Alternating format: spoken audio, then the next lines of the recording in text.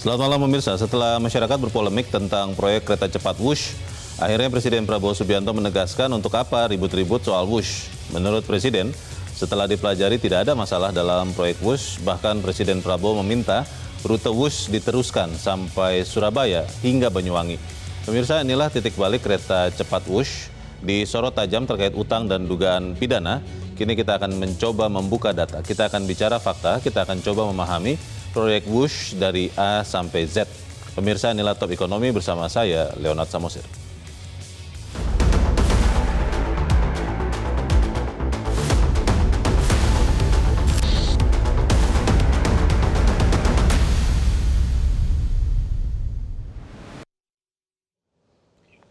Pemirsa, siang ini, Selasa 4 November, Presiden Prabowo Subianto menegaskan setelah mempelajari proyek kereta cepat Indonesia-China Wush, tidak ditemukan masalah seperti yang diributkan masyarakat.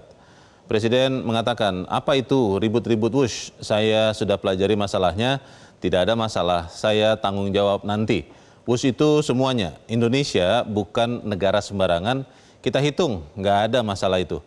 Presiden juga mengatakan, saya sudah pelajari masalahnya, Indonesia sanggup, dan itu wajar semuanya. Jangan dipolitisasi, jangan kita menari di gendangnya orang. Mungkin ada pihak-pihak yang ingin selalu menimbulkan kecemasan rakyat, tenang-tenang saja, bangsa kita kuat, bangsa kita kaya. Ribut-ribut Wush akhir-akhir ini bermula ketika masyarakat menyoroti biaya proyek Wush yang dianggap lebih mahal daripada biaya proyek kereta cepat di Tiongkok dan sebagian Eropa. Memang betul ada beberapa rute kereta cepat yang lebih murah, namun kurang lengkap datanya karena berbagai rute kereta cepat di Eropa dan Tiongkok dibangun dengan biaya per kilometer berkali-kali lipat lebih mahal daripada proyek Wush. Contohnya ada kereta cepat di Inggris, di Amerika Serikat, bahkan rute utama kereta cepat di Tiongkok biaya pembangunannya jauh lebih mahal dibandingkan Wush. Spekulasi masyarakat juga muncul dari sisi cost overrun. Itu biaya tambahan di luar perkiraan biaya sebelumnya. Dari kesepakatan Indonesia-Tiongkok tahun 2015 sebesar 5,13 miliar dolar, akhirnya bertambah di tahun 2023 menjadi 7,2 miliar dolar. Cost overrun yang disepakati Indonesia-Tiongkok adalah 1,2 miliar dolar. Tambahan biaya ini yang menjadi ajang spekulasi masyarakat. Fakta kunci yang luput dari perhatian masyarakat adalah cost overrun proyek Wush sudah melalui audit Badan Pengawasan Keuangan dan Pembangunan atau BPKP. Di bulan September 2022, ada 2 kali audit BPKP tanggal 9 dan 15 Maret 2022. BPKP tidak mempersoalkan seluruh komponen tambahan biaya yang mencapai 1,4 miliar dolar. Bukan hanya audit BPKP, tambahan biaya proyek Wush juga dilakukan oleh lembaga audit pemerintah Tiongkok, National Development and Reform Commission.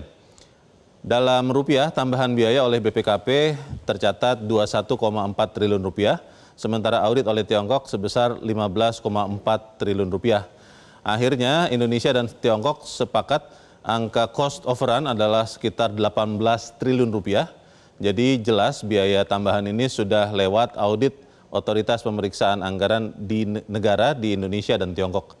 Penyebab tambahan biaya proyek Wush juga menjadi ajang spekulasi pemirsa, mulai dari spekulasi markup hingga korupsi. Sedangkan penyebab resmi yang sudah melalui audit otoritas Indonesia dan Tiongkok menyebutkan beberapa penyebab bertambahnya biaya proyek Wush. Yang pertama, adanya tambahan biaya pembebasan lahan yang disebabkan oleh lamanya proses pembebasan lahan. Dimulai tahun 2015, namun baru tuntas tahun 2021 ketika harga lahan sudah lebih mahal. Yang kedua, tambahan biaya terkait kondisi tanah di terowongan 2 yang ternyata berbeda daripada hasil studi awal. Yang ketiga, ada pandemi COVID-19 sehingga membuat pembangunan proyek Wush terhambat, biayanya juga bertambah. Yang keempat, penggunaan sinyal frekuensi GSM untuk sistem sinyal yang di Tiongkok gratis ternyata di Indonesia berbayar. Yang kelima, tambahan dan perubahan desain proyek, antara lain ada tambahan akses jalan menuju stasiun Wush, juga membangun stasiun LRT Halim dan kantor KCIC di kawasan Halim, Jakarta Timur. Yang keenam, tambahan instalasi listrik PLN di lokasi proyek. Ketujuh, tambahan pajak mulai dari kenaikan PPN, PPH, biaya pemakaian lahan BUMN yang mencapai 3 triliun rupiah. Dan yang kedelapan, adanya kebutuhan suntikan dana terkait dengan cash flow anggota konsorsium proyek Wush. Tambahan biaya itu sudah berdasarkan audit oleh otoritas negara di Indonesia dan Tiongkok, sehingga keluarlah angka total proyek WUSH sebesar 7,2 miliar dolar dengan bunga 2% per tahun, tenor 45 tahun, dan cicilan per tahun sekitar 2 triliun rupiah. Utang ini ditanggung 60% konsorsium di Indonesia dan 40% ditanggung konsorsium China sesuai kepemilikan saham di proyek WUSH. Atas polemik yang sempat meluas di Indonesia ini, Kementerian Luar Negeri Tiongkok secara resmi menanggapi dengan mengatakan membuka pintu perundingan agar kerjasama terus berlanjut. Indonesia tidak menyia-nyiakan kesempatan ini. Indonesia mengajak Tiongkok untuk melakukan restrukturisasi utang WUSH yang juga berarti merestrukturisasi utang perusahaan Tiongkok sendiri. Indonesia tengah meminta agar tenor utang WUSH diperpanjang menjadi 60 tahun. Suku bunga juga tengah dinegosiasikan untuk diturunkan. Dari mana sumber dana Indonesia untuk membayar utang WUSH? Dengan tegas, Menteri Keuangan Purbaya Yudi Sadewa mengatakan Danantara sebagai induk PT Kereta Api Indonesia KAI sebagai pemegang saham PT KCIC yang mengoperasikan WUSH bisa membayar cicilan utang setiap tahun 2 triliun rupiah. Jadi pemirsa jelas, tambahan biaya proyek WUSH sudah melalui audit otoritas di Indonesia dan Tiongkok. Kini WUSH, kereta cepat pertama di ASEAN, sudah dalam genggaman Indonesia. Apa langkah yang paling baik untuk dilakukan Indonesia untuk masa depan WUSH? Top Ekonomi akan segera kembali setelah jeda satu ini.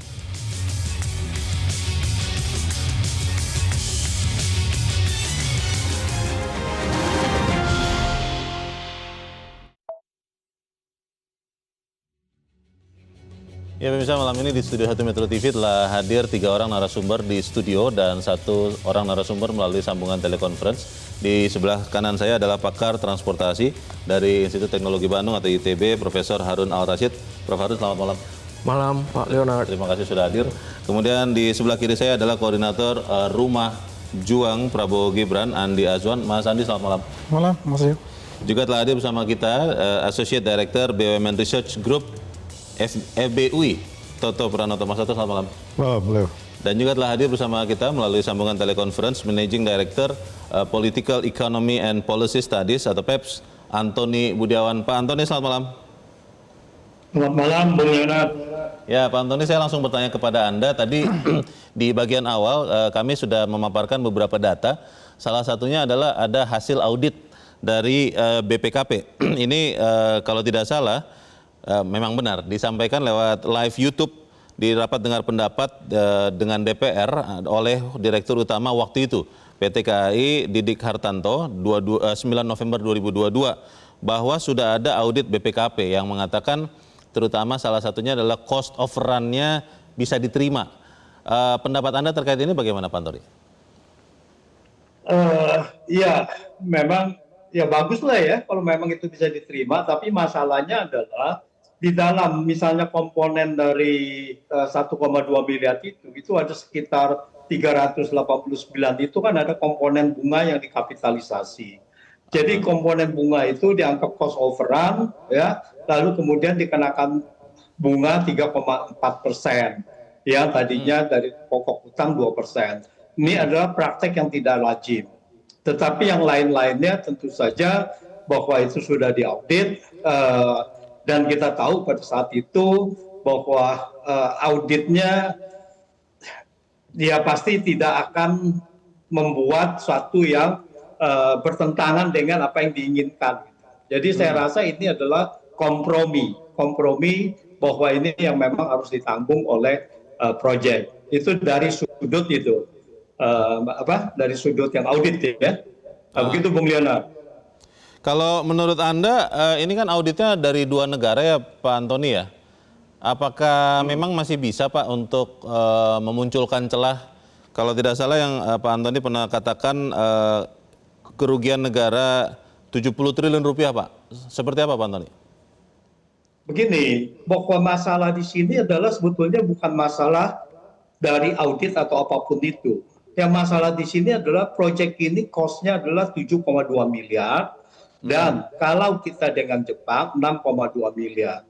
Permasalahan di sini adalah total cost meskipun itu 6,07 miliar sebelum cost overrun, itu total cost kalau kita menghitung suku bunga itu lebih mahal.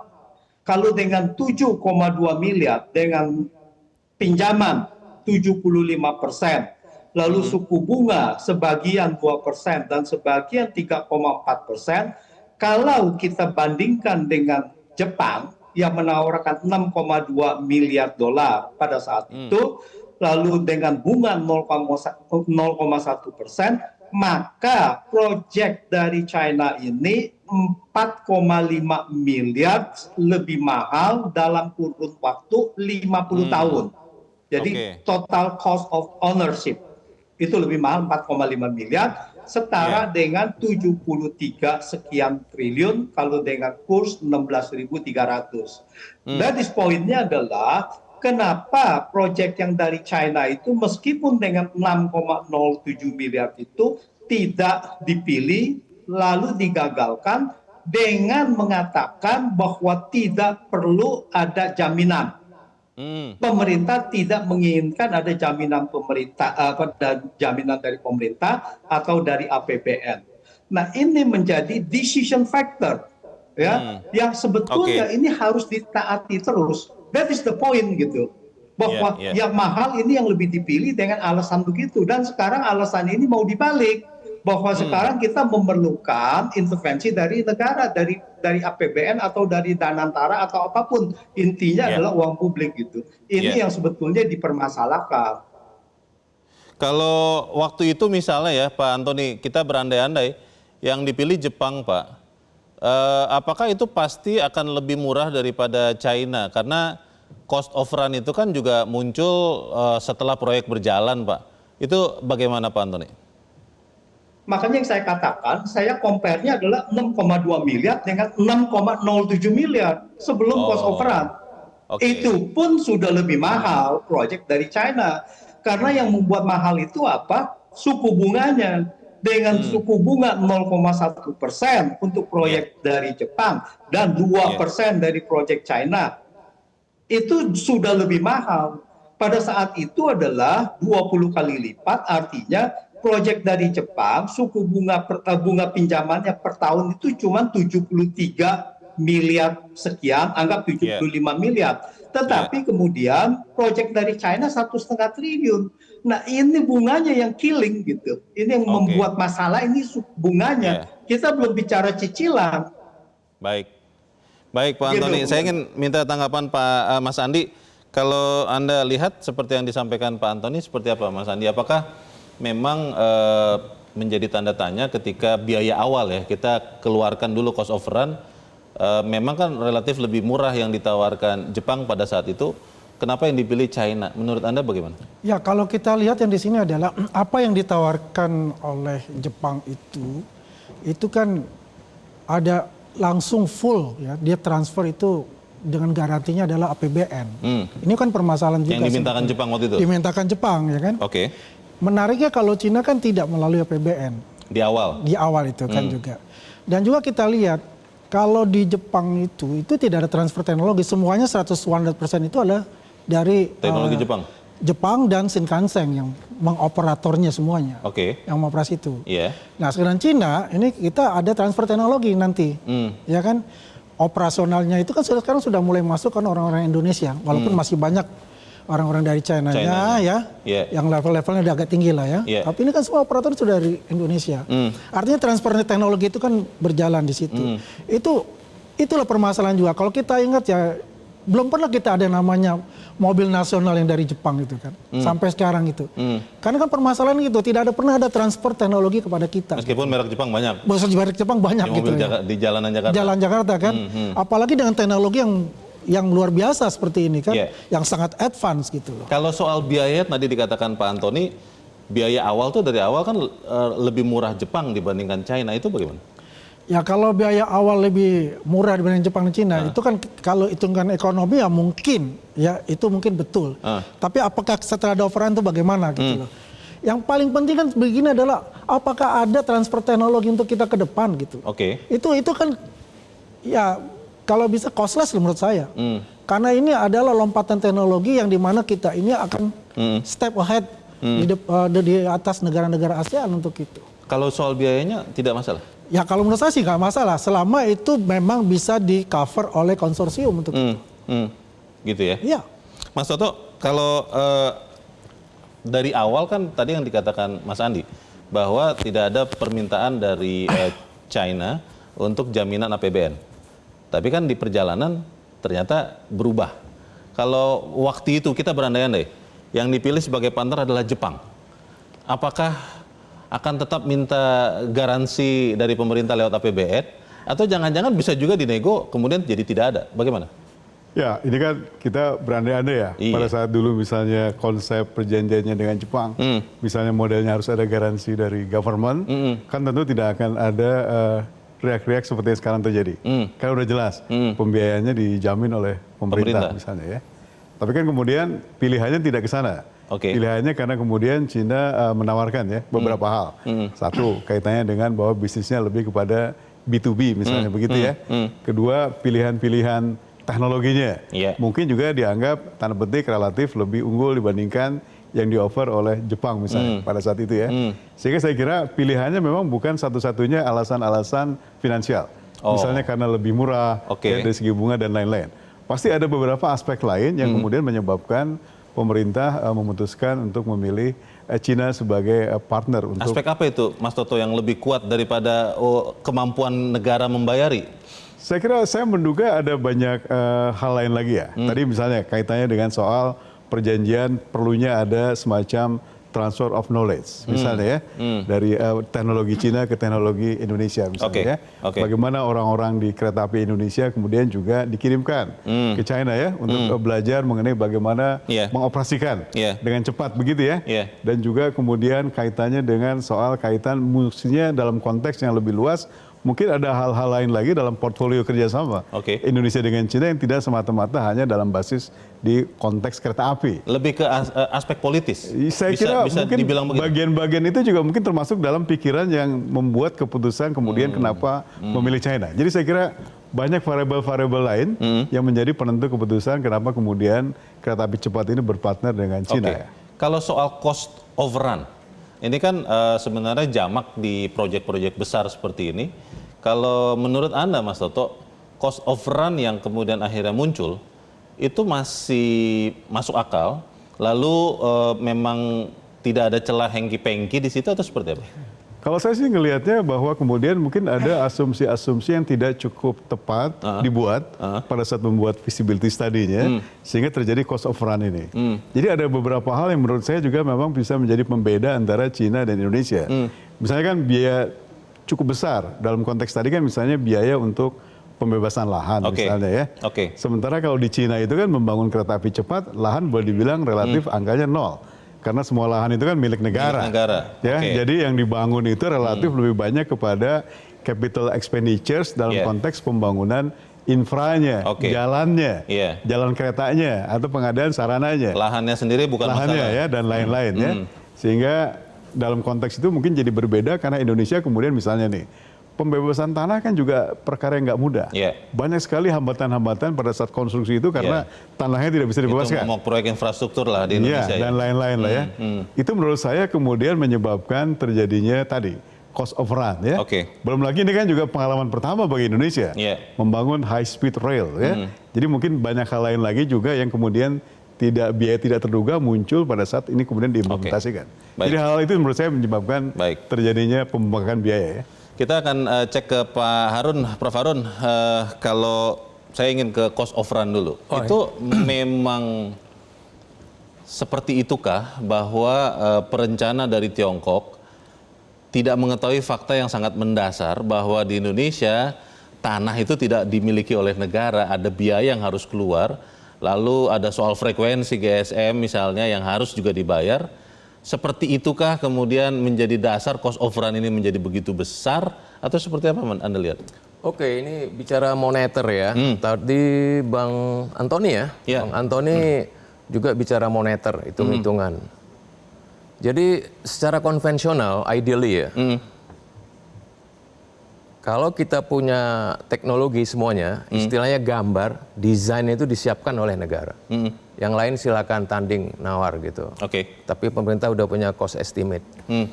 Ini barang baru, artinya teknologi barangkali kita nggak punya kan gitu kan. Belum pernah ada di Indonesia. Besar segala rupa. Sehingga memang dari awal itu ya lewat pintu G2G dilakukan, kan gitu. Adapun begitu masuk Cina, ini memang sesuatu lah. Apa itu? Sesuatu artinya pemerintah gimana nih menghandle dua yang tidak ada kriteria yang di tangan gitu. Makanya kita berbicara ini kriterianya begini tanpa APBN, apalagi 2% sama 0,1%. Nah, saya mau masuk ke situ dulu, Bang Antoni ya. Jadi ini tidak semata-mata bicara moneter ya, uang ya, atau apalah dolar gitu. Tapi biaya itu juga resiko itu juga biaya. Kita kenal ya apa yang disebut low return ya, apa namanya high risk, high return, low risk, low return. Jadi teori ini ya berlaku untuk dua-duanya gitu. Jadi, Pak Harun, tapi kembali lagi ke yang tadi dikatakan Pak Toto. Ada perhitungan, satu contoh saja. Di China tanah itu milik negara, jadi dibikin nol. Masa iya sih perencana China tidak tahu bahwa di Indonesia tanah itu bukan dikuasai negara? Ya even then ya. Itu satu contoh saja. Iya, even then itu masalahnya. Tapi kita bicara pelaksanaan proyek sivil ya, itu memang secanggih apapun detail desain ya, itu masih selalu ada celah namanya unforeseen costs. Kita nggak usah sebut kahar atau force major ya, selalu ada. Jadi statistiknya ada, kajian-kajian ribuan proyek mega proyek di dunia ada kajiannya. Tapi dan yang muncul yang mendasar seperti tadi kalau harusnya ini diketahui sih, ya. prinsip kita nggak usah bicara Jepang dan Cina. Kita bangun jalan tol itu ditanggung negara kok. Ya artinya ada something tidak duduk governance infrastruktur kita antar moda. Jadi ini pelajaran bagi kita untuk mendudukkan tata kelola, bagaimana pintu masuk, persaingan, semua sampai decision terakhir kita ini mau go or no go kan. Kalau menurut Anda waktu itu ya, sudah cukup transparan tidak kemudian pemerintah mengatakan kenapa China yang akhirnya memenangkan WUSH ini bukan Jepang? Kalau yang disebut transparan kan kita punya apa istilah level playing field kan. Artinya ada kriteria yang sama ya. Ini kan memang kriterianya apa? Satu ikut invest kan, yang satu lagi gue nggak mau invest. Yang ikut invest itu Cina? Cina 40% dia invest equity. Jepang tidak mau invest? Ya kan dia mau kayak MRT aja kan, biasalah. Jadi itu kan ada resiko. Ya toh? Nah, Cina mau ambil risiko itu, ya dia sebutnya returnnya agak tinggi lah kali. Lalu yang satu lagi kagak ya, dia berani 0,1. Ini kan itulah yang harus dinego sebetulnya. Kita masalahnya adalah WUSH-nya sudah jalan, sudah dipakai, dan terus merugi. Masalahnya bagaimana kemudian masa depan WUSH kita akan bahas di bagian berikut. Pemirsa tetap bersama kami, Top Ekonomi segera kembali.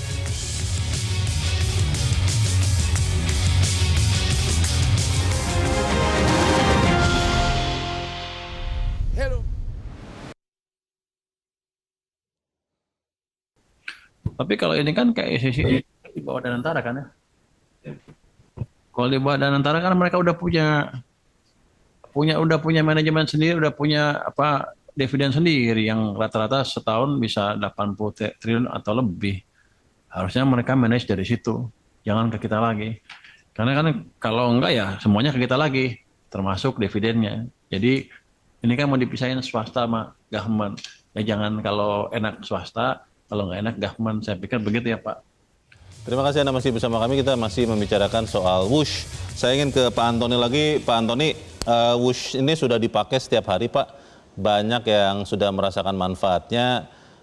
Pertanyaannya, apa yang kira-kira akan bisa menjadi solusi yang paling masuk akal untuk WUSH Jakarta-Bandung dulu ya Pak Antoni ya? Kita nggak bicara kemungkinan WUSH yang sampai Banyuwangi atau Surabaya. Apa solusinya Pak Antoni? Gini, ini proyek kan harusnya ya kita katakan permasalahan proyek ini, KCIC ini permasalahannya adalah beban bunga yang terlalu besar. Yang satu kalau kita dengan Jepang 73 miliar, yang satu sekarang 15 triliun. Dengan cost overrun itu menjadi 2 triliun. Tanpa cost overrun aja juga begitu berat. Itu pertama. Jadi yang dulu diakui sebagai business to business, sebagai key decision factor bahwa pemilihan proyek ini business to business. Abaikan mengenai kemungkinan-kemungkinan yang namanya apakah itu ada dimintakan transfer of technology dan sebagainya, ini spekulatif aja. Seandainya ada itu, ya susah kita mengatakan bahwa Jepang tidak ada, ini ada segala. Saya tidak masuk ke situ. Jadi yang sudah transparan, sudah jelas adalah mengenai finansial dan menjadi key decision factor. Oleh karena itu, sekarang permasalahan ini seharusnya diselesaikan di tingkat bisnis. Apa artinya di tingkat bisnis? Bahwa di sini kita harus negosiasi mengenai bunga. Bagaimana bunga ini bisa dibayar dari operasional dari KCIC. Ya, KCIC berarti 40% dari sana, ya dari konsorsium China dan 60% dari konsorsium Indonesia, tetapi dari operasionalnya. Yang saya katakan, kalau seandainya dia ada cash flow over 10 miliar, 20 miliar, 30 miliar, itu kita komit, kita bayarkan bunganya. Tapi apakah bisa menjadi 1,5 triliun? Bunganya ini juga harus dibatasi. Ini negosiasi suku bunga ini sangat penting sekali. Dan saya encourage bahwa di sini kita memakai yang normal, yaitu 0,1% yang seperti China. Seandainya pun tidak mau 0,1%, ya sedikit normal lah. Masa perbedaannya sampai 20 kali lipat gitu. 5 kali lipat aja sudah sangat mahal gitu. Nah, terus yang kedua adalah ini sudah ada semuanya pembicaraan mengenai bahwa pemilihan dari awal ini ada yang dicurigakan, patut dicurigakan. Bahkan penyidik KPK yang lalu mengatakan, dia bilang bahwa awalnya tidak ditanggung APBN, B2B, lalu kemudian ditanggung, ini sudah ada pemufakatan niat jahat gitu. Nah ini yang harus diselidiki, kenapa ini bisa begitu gitu. Nah intinya adalah ke situ gitu, Bung Leonard. Yang menyelidiki kalau menurut Pak Antoni siapa Pak dalam kondisi sekarang ini Pak? Ya dalam kondisi sekarang ini kan, audit investigasi secara proses apakah benar ada request dari transfer of knowledge dan sebagainya. Jadi tender dokumennya juga harus diteliti gitu. Apakah semua yang dikatakan itu benar apa tidak. Terus harus mengikuti kalau bisa adalah orang-orang yang independen. Ya, tentu saja bahwa di sini KPK sudah mulai menyelidiki dan ada mengikut sertakan orang-orang yang independen itu agar ini menjadi setransparan mungkin. Kita bicara mengenai ini keuangan publik. Jadi ini yang harus dibicarakan mengenai transparansinya. Kalau untuk pembayaran utangnya, Pak Antoni setuju itu diserahkan kepada PT KCIC, di dalamnya ada KAI, atau di-tackle oleh Danantara, atau itu di-cover oleh negara, mungkin lewat APBN yang lain, Pak Antoni? Ya, sekarang kan kalau seandainya ini gagal bayar, mau tidak mau kan pemegang saham dalam arti konsorsium Indonesia kan harus ikut bayar kan. Kalau KCIC atau konsorsium Indonesia PSBI itu tidak bisa bayar, maka negara pasti harus menalangi juga gitu, masih bail out juga. Nah, tetapi ini semua bisa fair kalau penyebab dari ini semua diusut. Saya rasa tidak ada salahnya bahwa kita banyak melihat proyek yang dikorupsi lalu kemudian negara juga bertindak ya, misalkan kita lihat Garuda, Indonesia dan sebagainya, bailout kan jalan kan. Tetapi uangnya dikorupsi kan gitu. Itu biasa saja gitu. Tetapi yang itu harus dihukum gitu. Demikian. Terima kasih. Oke Pak Antoni, saya ingin ke Pak Toto. Pak Toto, Pak Luhut mengatakan dari awal diterima proyek ini, pakai istilah Pak Luhut ya, sudah busuk katanya begitu. Lalu kemudian kata Pak Luhut lagi bahwa China sudah setuju untuk restrukturisasi utang. Itu kira-kira benar akan seperti diharapkan Pak Antoni tadi, akan diturunkan begitu rupa atau seperti apa?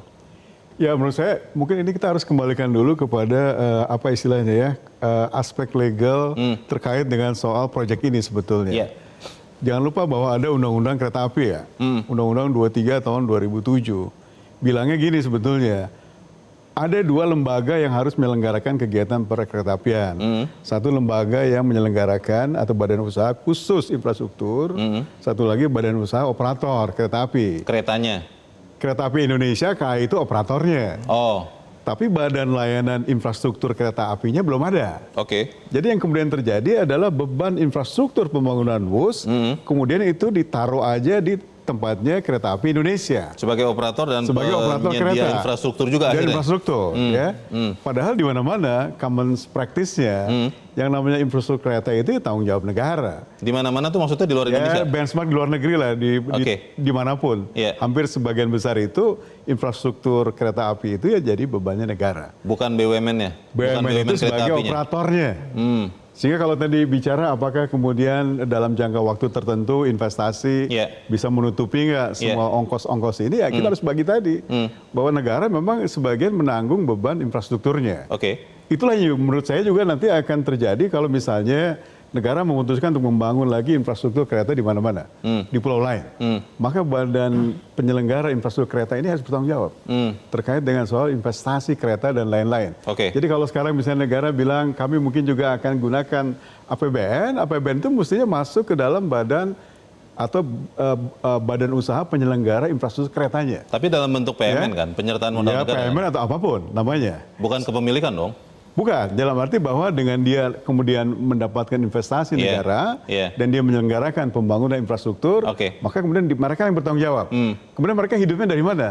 Kan nanti dalam hidupnya itu mereka juga bisa menerapkan tarif. Tapi pertanyaan tadi saya belum dijawab oleh Mas Toto. Kira-kira China Development Bank itu mau menurunkan bunga yang sudah dia naikkan, disepakati tentunya, atau tetap akan bertahan karena merugikan dong?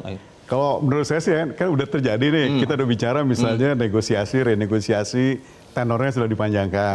Jadi 60 tahun. Jadi 60 dari 45. Ya kan? Kemudian juga tingkat suku bunga katanya yang bagian terkait dengan soal cost overrun-nya juga masih akan dibicarakan lagi.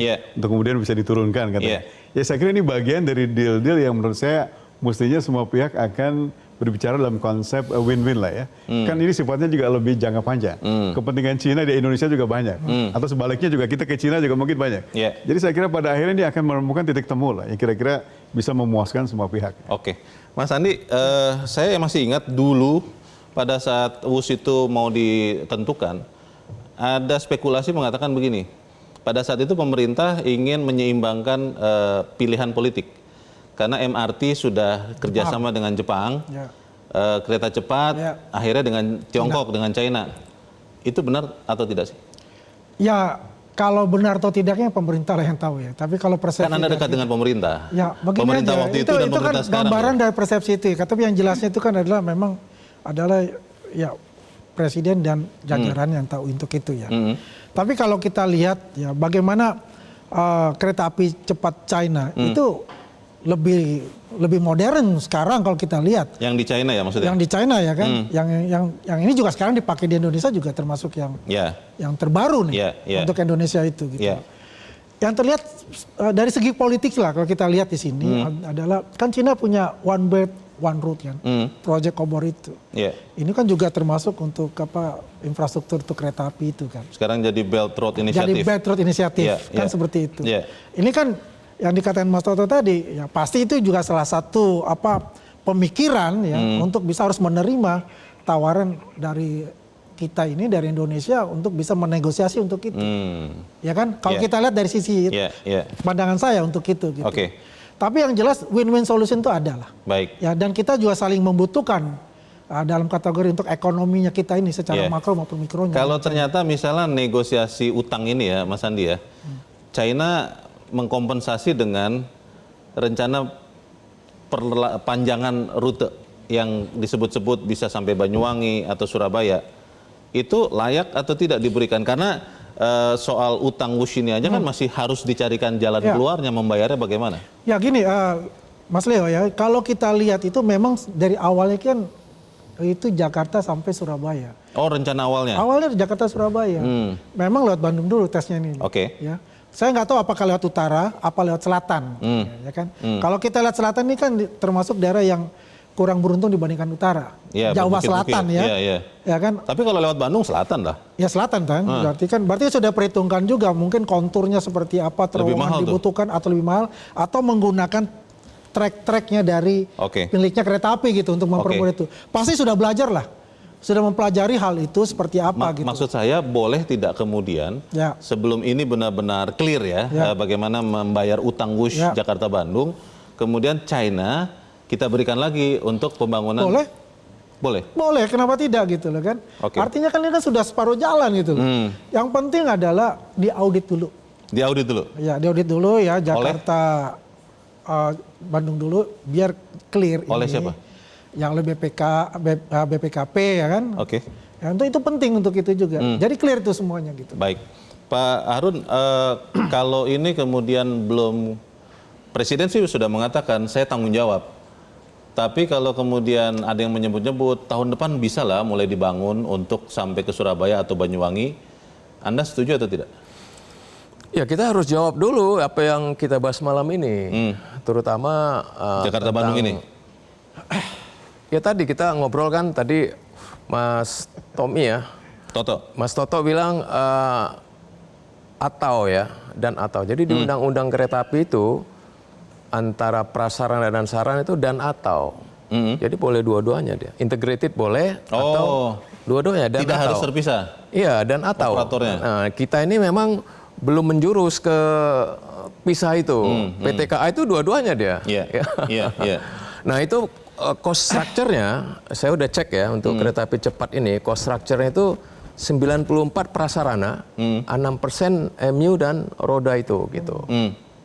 Jadi bayangkan kita mau bahas project finance misalnya kayak yang B2B ini kan project finance. Betul. Nggak ada di dunia. Jadi yang 94 ini mestinya ada diambil sebagian risknya ke pemerintah yang disebut dengan sunk cost kalau 100%. Nah jadi di mana-mana pembangunan kereta api cepat ini pemerintah ngintip dulu nih pantasnya seberapa sih margin porsi swasta gitu loh.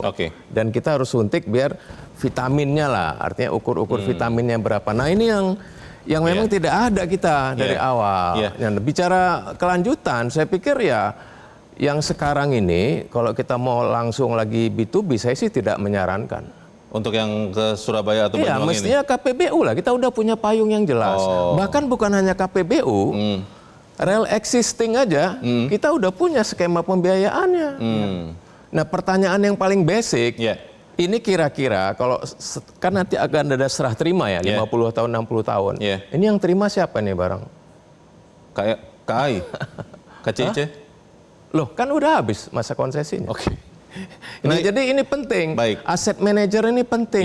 Sampai sekarang kita di infrastruktur masih agak kabur ini. Masalahnya apakah membicarakan aspek bisnis, aspek sosial juga untuk masyarakat ini adalah bagian dari politisasi atau bukan? Tetap bersama kami, Top Ekonomi segera kembali.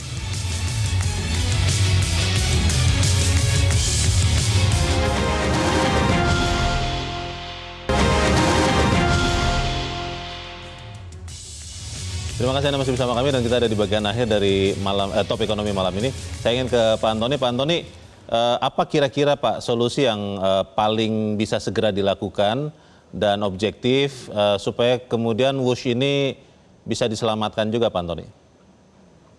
Ya, solusi tadi saya sudah sampaikan bahwa di sini harus bisa dari proyek ya, dan secara finansial. Masalah kita saat ini adalah masalah finansial, masalah beban utang, beban bunga yang kita tidak bisa bayar. Nah ini yang harus diselesaikan bagaimana caranya, apakah ada kompromi pengurangan bunga dan sebagainya gitu.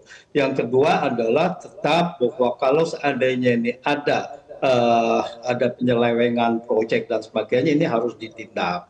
Yang ketiga adalah bahwa setiap proyek pemerintah kalau tidak dibundling lalu kemudian tidak boleh disusulkan. Jadi tidak boleh sekarang sini bahwa ada Jakarta Surabaya mau lewat Bandung mau lewat manapun itu langsung ditunjuk aja, tidak boleh. Yang bisa menunjuk itu cuma proyek pemerintah itu cuma 250 juta rupiah ke bawah gitu yang boleh langsung menunjuk. Dengan yang miliar itu tidak mungkin bisa. Ini harus ada tender, harus itu. Jadi kita mesti melihat siapa yang menentukan bahwa bunga 22% dan bunga 0,1% ini bisa diterima 20 kali lipat ini. Ini yang masalah utamanya, Bung Leonard. Baik, terima kasih Pak Antoni. Pak Toto, apa solusi untuk WUSH ini? Saya kira yang mungkin kurang kita dapatkan prioritas pembicaraan adalah sebetulnya juga bagaimana mengoptimalisasi dari sisi pendapatan atau revenue WUS yang sekarang sudah jalan. Kan kita sudah perhatikan statistiknya ya, misalnya tingkat occupancy rate-nya masih rata-rata 50% misalnya ya. Kemudian juga pendapatan dari non-fare box atau di luar pendapatan penumpang juga relatif masih kecil. Ya. Padahal di mana-mana pengoperasian kereta cepat itu juga salah satu sokongan besarnya adalah kalau propertinya juga hidup. Nah jadi itu saya kira hal yang perlu menjadi prioritas ke depan bagaimana KCIC bisa mengutilize ya baik fare box maupun non-fare box-nya lebih optimal. Tambahan biaya lagi dong? Ya sebetulnya itu tinggal mengutilisasi sarana yang seluruhnya sudah ada sebetulnya. Tinggal belum optimal kan, tinggal bagaimana meningkatkan ini ya. Nah yang kedua saya kira juga yang lebih penting ini kan masalah menyangkut kredibilitas negara pada akhirnya. Sementara negara lewat Danantara juga lagi mencoba untuk bisa menarik lebih banyak global investor masuk. Jadi jangan sampai terjadi default atas kredit ini. Jadi saya kira negara kemudian juga BUMN-nya bersama-sama lah. Bagaimana menyelesaikan situasi ini supaya ada win-win solution buat semuanya. Terima kasih Pak Toto. Mas Andi bagaimana?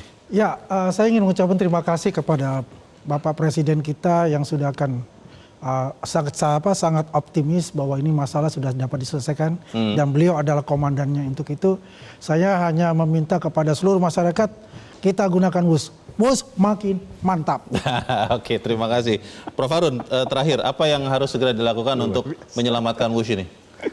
Ya ini kan masuk ruang ICU lah ya, analogi. Tadi udah truf-truf kartunya udah disampaikan oleh bapak-bapak. Tadi truf yang belum disebut itu porsi equity ya, jadi itu truf terakhir lah kalau mau dimainkan.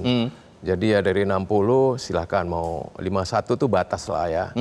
Jadi bisa 55 atau 57, disimulasi ulang lah oleh akuntan-akuntan kita kan. Nah yang satu lagi juga dalam ICU ini kita harus mendokumentasikan pembelajaran, ya, terutama governance, infrastructure development. Yang terakhir bicara ke Surabaya, saya pikir bagaimanapun kita harus dudukkan porsi-porsi resiko, porsi-porsi biaya pada tempatnya. Pemerintah, state budget, dan antara sebagai PINA ya, non APBN, kantong masyarakat ya, termasuk peluang-peluang properti. Tapi yang penting, saya kira saya duga seperti kasus Giant Seawall, saya kira ini layak dibuat otorita kereta api cepat. Kita harap apa yang independen. Ya. Baik, terima kasih. Kita harap apa yang kita bicarakan malam ini bisa menyumbangkan penyelamatan bagi WUS. Saya, Leonard Samosir, terima kasih. Selamat malam. Sampai jumpa.